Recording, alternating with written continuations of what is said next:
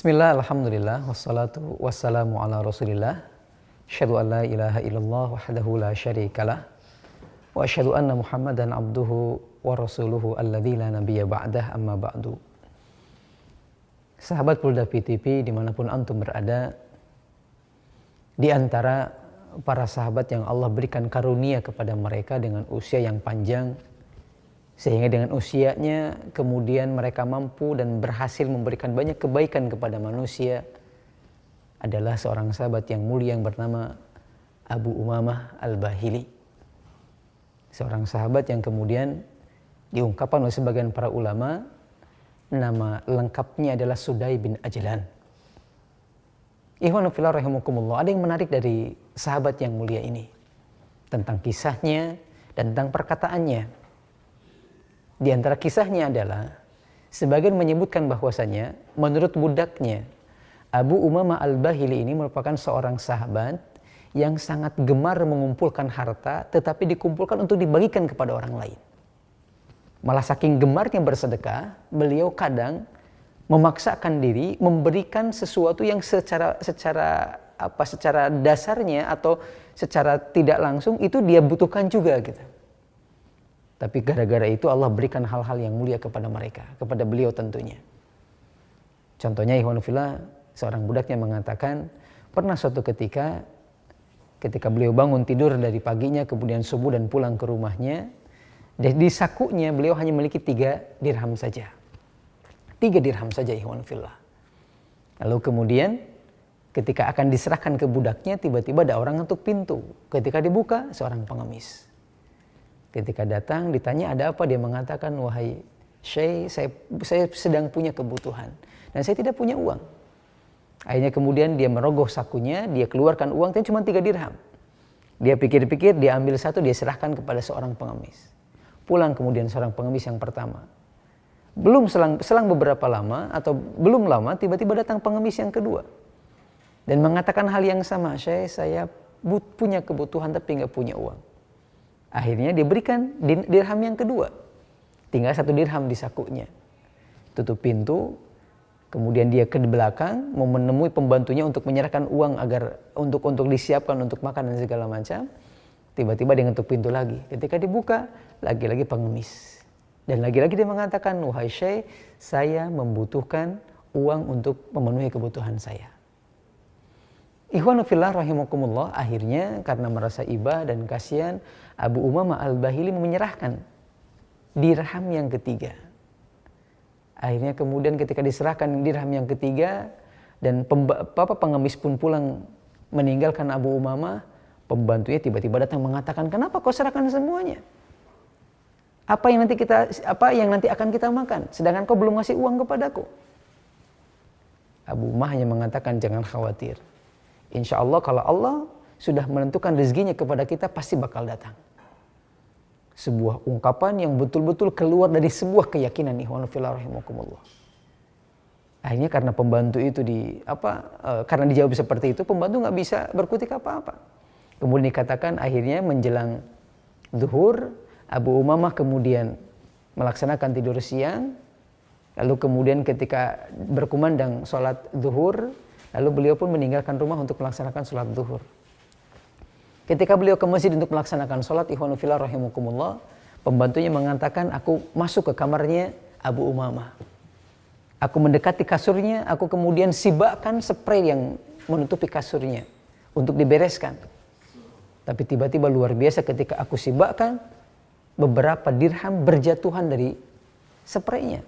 Sampai aku kaget. Akhirnya ku ambil, ku hitung dan jumlahnya 300 dirham. Lalu aku kemudian berprasangka, oh pantesan Abu Umamah menyerahkan 3 dirhamnya. Ternyata dia punya simpanan. Akhirnya ku ambil sebagian dirham, ku belikan makanan, lalu kemudian ku pasak dan segala macam.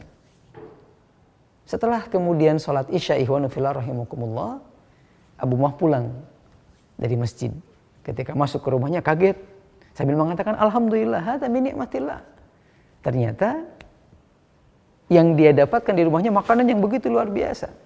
Sampai-sampai Abu Umamah mengatakan kepada budaknya, antum dapat dari mana? Budaknya mengatakan, aku dapat ini hasil beli.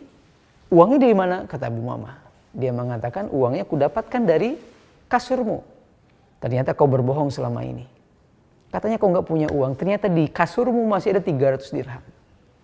Lalu kemudian ikhwanu fillah rahimakumullah, Abu Umamah mengatakan, demi Allah, wallahi demi Allah, aku tidak pernah menyimpan sepeser pun di kasurku.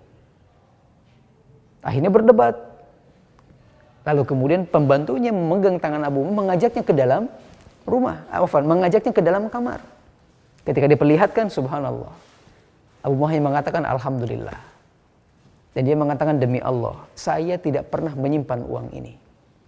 Dan subhanallah wa nafillah rahimakumullah, melihat keajaiban yang luar biasa tersebut, Abu Umamah Al-Bahili, atau kenikmatan didapatkan oleh Abu Umamah Al-Bahili ini, pembantunya langsung mengatakan, asyhadu alla ilaha illallah wa asyhadu anna Muhammadar Rasulullah. Karena sebelumnya memang pembantu ini agamanya orang Majusi. Ikhwanu fillah rahimakumullah, ini Abu Umamah di antara riwayatnya, di antara kisahnya, di antara perkataannya yang kemudian dijadikan sebagai landasan atau sebagai sebuah patokan bagi seorang mukmin ketika beramal adalah ungkapan yang luar biasa. Beliau pernah mengatakan, al-mu'minu fid dunya baina arba'atin. Seorang mukmin itu ketika hidup di dunia berada di antara empat musuh gitu. Dia berada di antara empat atau dilawan oleh 4 musuh gitu. Yang pertama diantaranya al-mu'minu yahsuduhu. Dia akan berhadapan dengan orang-orang mukmin yang hasad kepadanya. Yang kedua al-munafiku yubghiduhu. Orang-orang munafik yang senantiasa membenci dia. Kemudian al-kafiru yuqatiluhu. Orang-orang kafir yang senantiasa ingin memerangi dia. Yang terakhir asyaiton yuwakkilu alaihi. Dan setan-setan yang senantiasa ingin menjerumuskan orang beriman. Ini perkataan bukan perkataan Nabi, ikhwanu fillah rahimakumullah. Bukan perkataan Nabi, perkataan seorang sahabat, ini sahabatnya. Namun dari perkataan ini kita bisa mengambil sebuah pelajaran, ternyata ini memang betul demikian. Hidup kita di dunia untuk mencapai surga akan berhadapan dengan 4 hal ini.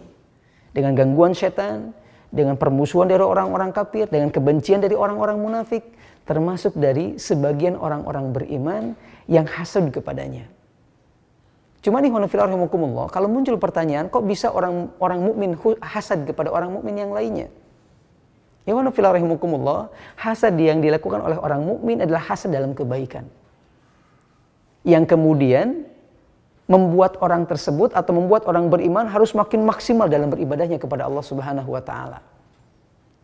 Karena dari beberapa hadis atau ada sebuah hadis mengungkapkan bahwasanya la hasada illa fi ithnataini. Tidak diperbolehkan hasud kecuali dalam 2 perkara. Hasud ketika ada orang yang Allah berikan banyak harta dan dia banyak berinfak dengan hartanya. Dan hasud kepada orang yang diberikan ilmu oleh Allah dan dia banyak mengajarkan ilmunya, banyak beramal dengan ilmunya. Ini hasadnya orang-orang beriman. Sehingga ketika muncul orang hasadnya seperti, atau ketika muncul hasad orang-orang beriman seperti ini, maka orang mukmin harus punya sikap bagaimana dia lebih meningkatkan amal solehnya, bagaimana dia lebih meningkatkan ibadahnya kepada Allah, jangan sampai kemudian muncul gurur dalam dirinya, apalagi kemudian merasa bangga, merasa cukup dengan amal ibadah yang dia lakukan. Wallahul musta'an. Ikhwan fillah rahimakumullah, oleh karena itu sebagai seorang muslim, sebagai seorang hamba Allah yang tentunya ingin mendapatkan ridho dan maghfirah Allah Subhanahu wa taala, mari kita sama-sama senantiasa waspada, senantiasa melindungi diri kita dari hal-hal yang tadi kita sebutkan, yang disebutkan oleh seorang sahabat yang mulia ini.